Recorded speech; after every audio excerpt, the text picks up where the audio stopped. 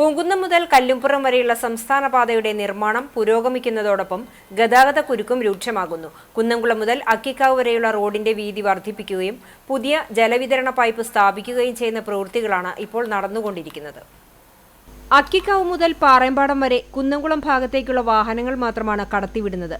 കോഴിക്കോട് പട്ടാമ്പി ഭാഗത്തേക്കുള്ള വാഹനങ്ങൾ പോർക്കുളം, പഴഞ്ഞി, ജെറുസലേം വഴിയാണ് തിരിച്ചുവിടുന്നത്.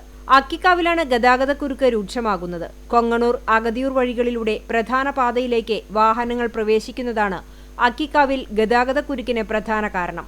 കൊങ്ങണ്ണൂർ റോഡിനരികിൽ കൾവേർട്ട് തകർന്നത് പുനഃസ്ഥാപിച്ചെങ്കിലും മഴയിൽ റോഡിലേക്ക് മണ്ണൊലിച്ചെത്തുന്നത് അപകട ഭീഷണി ഉയർത്തുന്നുണ്ട്. വാഹനങ്ങളുടെ ബാഹുല്യവും സ്വകാര്യ ബസ്സുകളുടെ അമിത വേഗതയും കാരണം ഇരുചക്ര വാഹനങ്ങൾക്കും കാൽനട യാത്രക്കാർക്കും ജീവൻ മരണ പോരാട്ടമാണ് ഇതുവഴിയുള്ള യാത്ര.